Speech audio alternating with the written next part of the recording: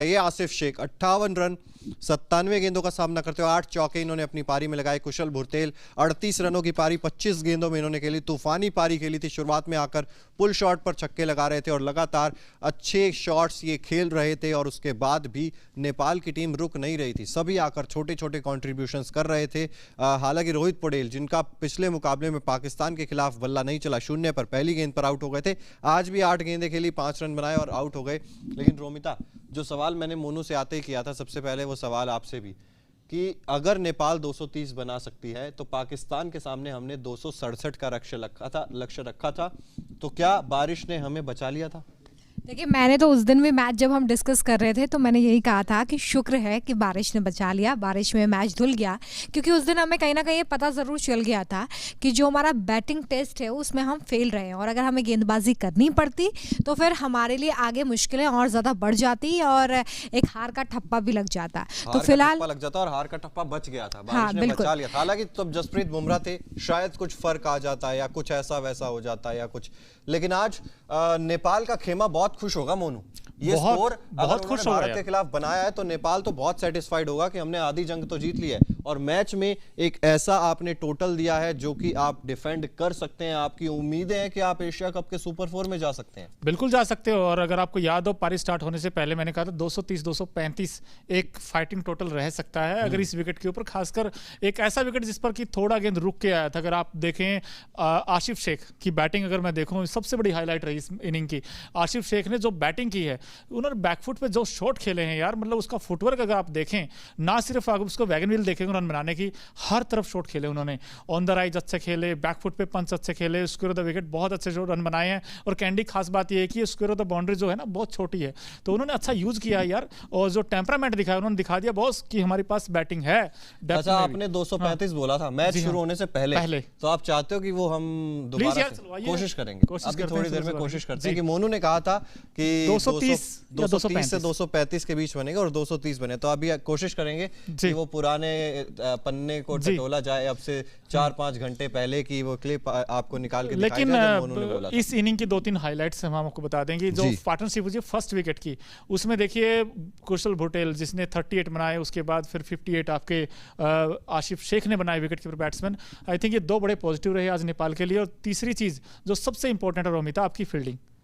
India की fielding, पहले 5 over में 3 कैचेज छोड़े हैं आपने। पहला श्रेयस अय्यर ने छोड़ा स्लिप में, बड़ा सॉफ्ट डिसमिसल था, वो आपने छोड़ दिया। कवर पॉइंट पे विराट कोहली ने बड़ा अच्छा कैच था, अगर वहां वो कैच ले लिया जाता तो हो सकता है 100 लप्पू सा कैच हो सकता 230 नहीं 130 पे ऑल आउट। वो कैच लप्पू था या नहीं था? लप्पू क्या मतलब, लप्पू सा कैच तो मतलब रेगुलर कैचेस हैं, लॉलीपॉप कैच जो भी आप कह लें, बट बड़ा लड्डू सा कैच छोड़ा। कहा भी जाता है ना कि कैचेस विन मैचेस, तो अगर ये कैचेस जो है आपने छोड़े तो अगर देखिए अगर फेवर में चीजें नहीं होती हैं तो आपको ये कैचेस जो है वो आज रात सपने में आने वाले हैं। बिल्कुल आने वाले हैं। और देखिए फिर क्या नाम है, श्रेयस अय्यर की हमने बात की, विराट की बात की, ईशान किशन 2 कैच छोड़े हैं। एक तो पहले छोड़ दिया, उसके बाद फिर बाद में भी छोड़ दिया। तो यार कैचेज ऐसे छोड़ोगे और ऐसे चौके भी उन्होंने छोड़े हैं। ये नेपाल को ज्यादा ग्रांटेड ले लिया क्या इंडिया ने?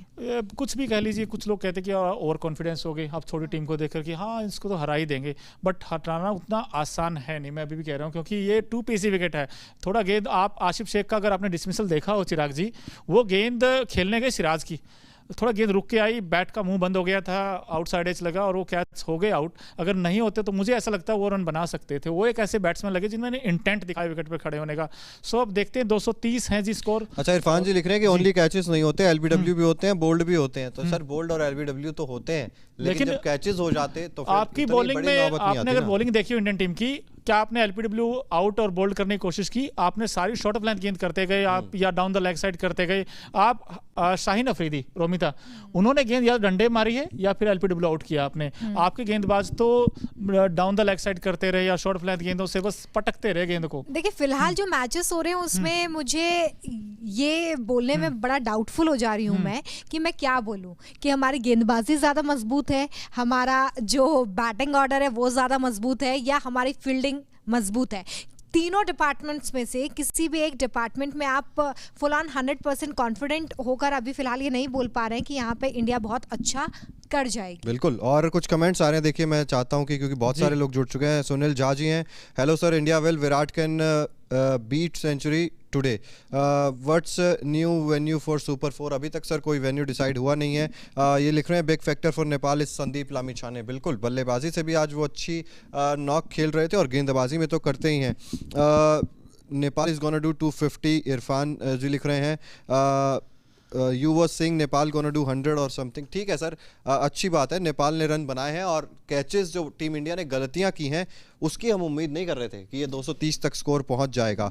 और सबन सैनी जी नमस्कार लिख रहे हैं। मोहम्मद रवा जी लिख रहे हैं क्यों ना वर्ल्ड कप में दीपक चार, अर्शदीप सिंह को मौका दिया जाए, शमी शार्दुल बैटर नहीं दिख रहे हैं।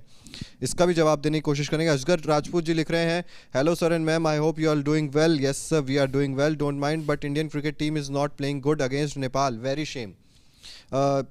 ठीक है, इसका भी अभी जवाब देंगे हम। और इरफान जी लिख रहे हैं आपकी बॉलिंग आपके लिए बेस्ट है ना, तो ये फैक्टर किधर है फिर? देखिए बॉलिंग में कुछ खामियां आज नज़र आई हैं और टेस्ट नहीं हुई थी ये बॉलिंग पिछले मुकाबले में। और रूपम बर्मन जी आ गए हैं, कह रहे हैं कि रोहित शर्मा 0 पर आउट हो जाएंगे। ये तो बहुत खैर सारे सवाल खड़े हो ये गए तो अभी बहुत 1 मिनट के अंदर। यार सवाल खड़े होने भी चाहिए यार। आप अगर 130 140 पर ऑल आउट कर देते तो मैं सेटिस्फाइड होता कि आपकी बॉलिंग बहुत अच्छी है, बट 230 और पहले विकेट के लिए 65 230 विकेट पे फाइटिंग टोटल है, फाइटिंग टोटल है यार, आप जीत सकते हो। बिल्कुल। और देखिए आप पूरे ओवर खेले हैं तकरीबन नेपाल की टीम ने, और ये आपकी बॉलिंग है जी 10 ओवर 36 रन, विकेट हालांकि नहीं मिला बट इकोनॉमिकल रहे ये गेंदबाज आपके कुलदीप यादव। और साथ ही साथ रविंद्र जडेजा की फिरकी आज चली है, उन्होंने मतलब बांध के रखा है, बैट्समैनों को ज़्यादा रूम नहीं दिया और काफ़ी इफेक्टिव रहे। हार्दिक पांड्या 8 ओवर, लेकिन 10 ओवर तो आज भी नहीं फेंके इन्होंने, ये भी सवाल रहेगा, क्वेश्चन मार्क।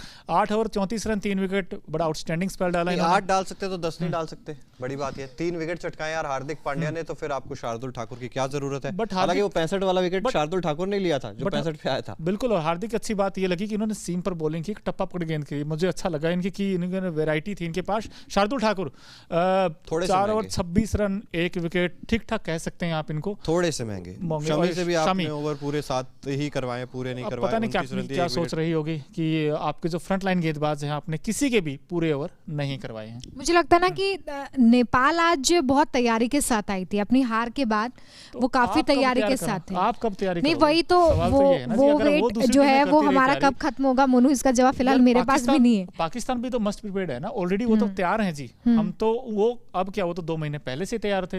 आपके जो उनके जो कैप्टन है बाबर आजम, उन्होंने तो आते ही प्रेस कॉन्फ्रेंस दिखा दी कि ये 11 है हमारे। तो आप अपने बताइए, ये मुझे ये समझाइए कि इंडिया जिस तरीके से परफॉर्म कर रही है, इससे पहले बैटिंग, आज बॉलिंग, अभी कैसा बैटिंग में परफॉर्म करेंगे ये समय के साथ पता चलेगा, लेकिन इतना कैजुअल अप्रोच आपका एशिया कप के लिए कैसे हो सकता है? बिल्कुल। और ना सिर्फ एशिया कप, देखिए आप कहते हैं कि वनडे वर्ल्ड कप आने वाला है, उससे पहले ये प्रिपरेशंस हैं, वो कहते हैं ना ड्रेस रिहर्सल है, बट अभी तक वो रिहर्सल मुझे तो नहीं दिखाई दी यार। ना तो आपकी बैटिंग में दिखाई दी वो, और खासकर आपका टॉप ऑर्डर, बार बार वही चिंता है कि आपने वेस्ट इंडीज टूर पर रेस्ट करा दिया, मतलब लंबा टाइम हो गया खेले वनडे। आज क्या लग रहा है चिराग, आज मतलब अगर आप किसी एक पर दाव लगाएं तो कौन होगा वो? मैं तो फिर से विराट कोहली बोलूंगा, क्योंकि विराट कोहली से ही सभी को उम्मीदें हैं।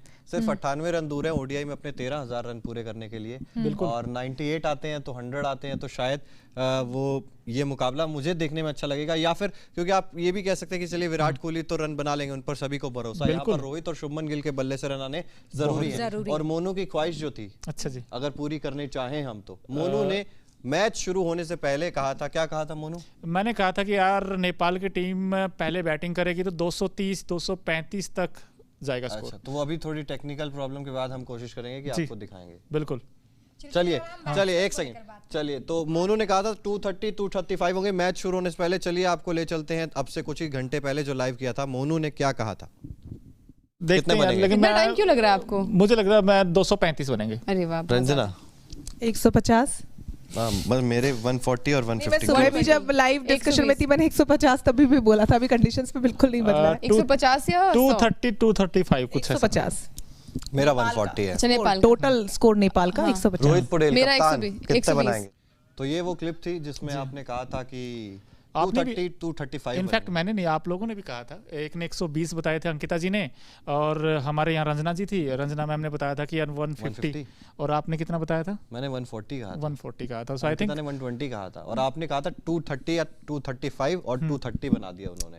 ये कैसे आता है दिमाग में? इससे पहले भी ऐसा बहुत पहला- सारी जो भविष्यवाणियां हैं आपकी वो तो ठीक हुई हैं, तो ये आप भी कुछ किसी बाबा के दरबार में जाने ऐसा लगे कुछ हो नहीं क्या? यार, मैं दिल से निकलती हैं बातें, और दिल से जैसे कई बाबा बार के दरबार ऐसा में नहीं, जाने पहली लगे बार ना। हुआ है। एक दिन मैंने बोला था 178 पूरा एक मैं exact उन्हीं 178 सारे इवेंट्स की बात कर रही हूँ कि इससे पहले भी ऐसा हुआ है। तो चलिए, आज अगर आपकी ये भविष्यवाणी ठीक हुई है तो रोहित शर्मा आज खेलने वाले हैं।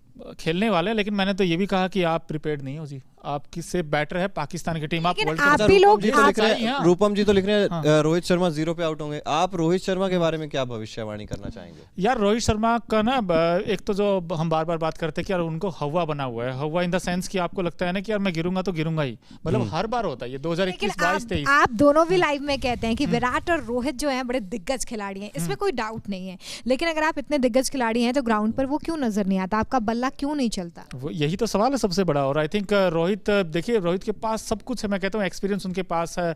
5 शतक लगाए थे उन्होंने 2019 वर्ल्ड कप में, लेकिन वही है कि जैसे ही लेफ्ट आर्मर आता है आपकी दिक्कतें स्टार्ट हो जाती हैं फिर। तो मैं चाहता हूँ आज शुभमन गिल और रोहित रन बनाए। विराट का हम सब जानते हैं कि आउटस्टैंडिंग, भविष्यवाणी पूछ रहे हैं हम, खेले गिल- ये तो हम भी चाहते हैं। शुभमन गिल की 50 आएगी जी। रोहित मेरी शर्मा है। कुछ नहीं, रोहित आज- शर्मा पे मैं नहीं बोल सकता यार, आज I'm के really दिल sorry। नहीं क्योंकि तोड़ने वाले, मतलब गिल की 50 आएगी। गिल की 50 चलिए देखिए, मोहम्मद रजा लिख रहे हैं इंडिया के पास 2 ही बॉलर्स हैं, वर्ल्ड क्लास जसप्रीत बुमराह और रविंद्र जडेजा, और तो कभी कभी वाले बॉलर्स हैं। तो ये उनका कहना है।